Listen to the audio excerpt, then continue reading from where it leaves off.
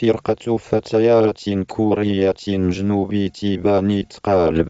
فرقة فتيات كورية جنوبية بني. هذه المقالة بها ترجمة آلية يجب تحسينها أو إزالتها لأنها تخالف سياسات كيبيدي.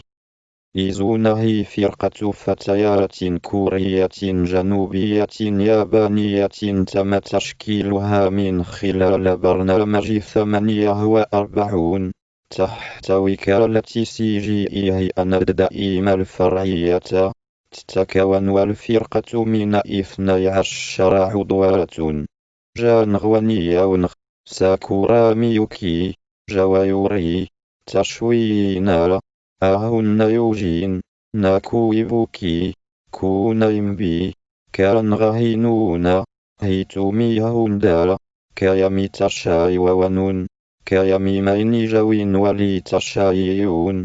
ظهرت الفرقة لأول مرة في 29 أكتوبر 2018 بأول ألبوم مصغر منذ الظهور الأول. تلقت الفرقة نجاحا تجاريا كبيرا، حيث باعت أكثر من 225,000 وحدة، ووصلت في المرتبة الثانية على مخطط غاون فئة الألبومات في كوريا الجنوبية. بالإضافة إلى ذلك، الألبوم المصغر والأغنية الفردية تصدر مخطط وفئة الألبومات الأغاني على التوالي. بعد ذلك فازت الفرقة بجائزة فنان السنة الجديدة، بما في ذلك حفل جوائز القرص الذهبي وجوائز سوال للموسيقى. تم إصدار الأغنية الفردية اليابانية الأولى للفرقة في 6 فبراير 2019 تحت إدارة للتسجيلات الخاصة باين فرسال ميزيكا. وصلت الأغنية في المرتبة 2 على مخطط، ومع أكثر من 250,000 وحدة من مبيعاتنا الأغنية، حصلت على شهادة البلاتينين من قبل جمعية صناعة التسجيلات في اليابان. اسم الفرقة. تم اقتراح اسم الفرقة من قبل مستخدم الإنترنت خلال موقع برنامج 48 رسمي، واختارته الوكالة اسم رسمي للفرقة. اسم الفرقة مقتبس من الأبراج الفلكية التي تتكون من 12 أبراج، كمثال على الأعضاء 12 للفرقة. بينما كلمة في الاسم هي أن جميع العضوات واحد، والعلامة النجمية بين كلمة وترمز إلى العلامات الفلكية لأبراج. الأعضاء الذي بجانب اسمهم باللغة الكورية فهم الأعضاء الكوريين في الفرقة، والأعضاء الذي بجانب اسمهم باللغة اليابانية فهم الأعضاء من اليابان. جانغ ونيونغ، ساكورا ميوكي، جوايوري، تشوينا، أهون يوجين، ناكو إيبوكي، كونيمبي. القائدة الفرقة كانغ هي ونهي تومي هوندا، كيامي تشاي ونون، كيامي ميني جوين لي تشايون. التاريخ التشكيل من خلال 48 تم تشكيل إيزون من خلال مسابقة 48 التي تم بثها على قناة في الفترة من 15 يونيو إلى 31 أغسطس 2018. قبل الظهور في المسابقات التلفزيونية، كان لبعض العضوات أنشطة عديدة بالفعل في صناعة الترفيه. كانت العضوة هيتومي هوندا عضوة في فرقة في 48 قبل انضمامها إلى فرقة أتشين كاي تكاسراه فور تي إي تي.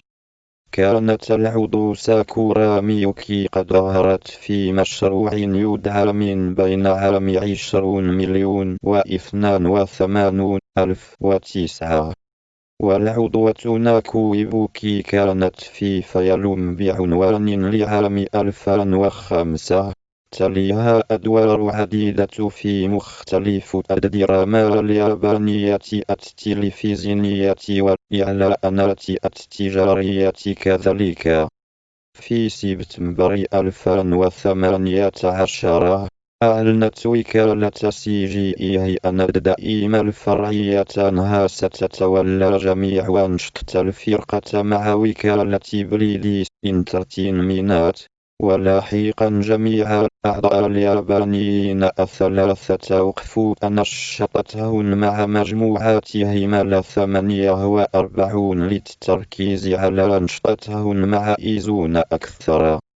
2018 الترسيم في كوريا الجنوبية إيزون في حفل جوائز آسيا الفنية لعام 2018 خلال ترسيمهم الرسمي كفرقة في كوريا الجنوبية. ظهرت الفرقة لأول مرة في 29 أكتوبر 2018 بأول ألبوم مصغر مع الأغنية الفردية. أقيم حفل موسيقي والأول للفرقة مرة بعنوان احتفالا بإصدار الألبوم، كما أن الحفل قيم بالتزامن مع نفس يوم إصدار الألبوم في سول، كوريا الجنوبية. كان أول داء للفرقة على مسرح كاونات داون على قناة أمانات، وحصلوا على أول فوز لهم في البرامج الموسيقية بعد 10 أيام فقط من ظهورهم الرسمي لأول مرة. كما إنهم حطموا الرقم القياسي لأسرع فرقة فتيات تفوز في برامج موسيقية. الألبوم المصغر باع أكثر من 34,000 وحدة في أول يوم من إطلاقه، مسجلا رقما قياسيا جديدا لأكبر عدد من ألبوم تم بيعه في اليوم الأول من إصداره لفرقة فتيات. بينما كان الفيديو الموسيقي لم حقق أكثر من 5 مليون مشاهدة خلال 24 ساعة من إصداره على يوتيوب، مما جعله الفيديو الموسيقي الأكثر مشاهدة من قبل فنان كاوري في 24 ساعة في ذلك الوقت. وصل الألبوم المصغر إلى المرتبة الثانية على مخطط غاون فئة الألبومات، وباع أكثر من 225 ألف نسخة. أنهت الفرقة عروضها الترويجية لام في 23 نوفمبر على ميزيكا بانكا. مع أنجاح المستمر للفرقة، فازت الفرقة بجائزة فنان السنة الجديدة، بما في ذلك حفل جوائز القرص الذهبي وجوائز سول للموسيقى. في 6 ديسمبر أعلنت وكالة أن إيزون قد وقع عقد تسجيل مع وكالة التابعة لوكالة يونيفرسال ميوزيك، تحضيرا لظهور أنشطة الفرقة لأول مرة في اليابان، التي تم الكشف عنها في 6 فبراير 2019. إلى الوقت الحاضر الترسيم في اليابان وكشف تلاعب إيمنت بالتصويتات في 20 يناير 2019. أقامت الفرقة عروضها اليابانية الأولى في قلعة مدينة طوكيو دوم للترويج لأول أغنية فردية يابانية بعد 5 أيام من حفلهم، أصدرت الفرقة فيديو موسيقي للأغنية وتجاوز عدد المشاهدات على اليوتيوب 5 ملايين في غضون أسبوع واحد فقط. تم إصدار الأغنية رسميا في منصات الاستماع في 6 فبراير 2019. أصدرت الفرقة ثاني ألبوم مصغر مع الأغنية الرئيسية.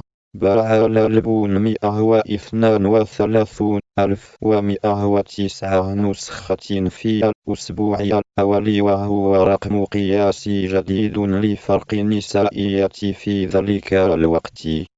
في الفترة ما بين 7 إلى 9 يونيو 2019، أقامت الفرقة أول حفل منفرد لها بعنوان في استاد في سولا، وبعد بيع جميع تذاكر الحفلتين، أضافت تاريخ حفل إضافي واحد في 7 يونيو 2019، وتم إصدار الأغنية اليابانية الثالثة للفرقة بعنوان في 25 سبتمبر 2019. كان من المخطط إصدار الفرقة لأول ألبوم استدي كامل بعنوان في 11 نوفمبر 2019، ولكن تم تأجيل الإصدار بسبب التحقيق في تلاعب قناة إيمنت في تصويتات مسابقة 48، بالإضافة إلى أن تم تشكيل إيزون من نفس المسابقة، فأن التحقيق والكشف في تلاعب قناة أمانت قد أثر على أنشطة الفرقة، وتم إلغاء العروض الترويجية إيزون، بما في ذلك إصدار فيلم جولتهم لولا وظهورهم على البرامج التلفزيونية وانشطتهم في اليابان أيضا تم إلغاءها. في 6 يناير 2020 تواصلت وكالة الفرقة على قرار في إعادة أنشطة الفرقة من جديد. إيزون في المشاريع أشقيق صور وملفات صوتية من كومنز.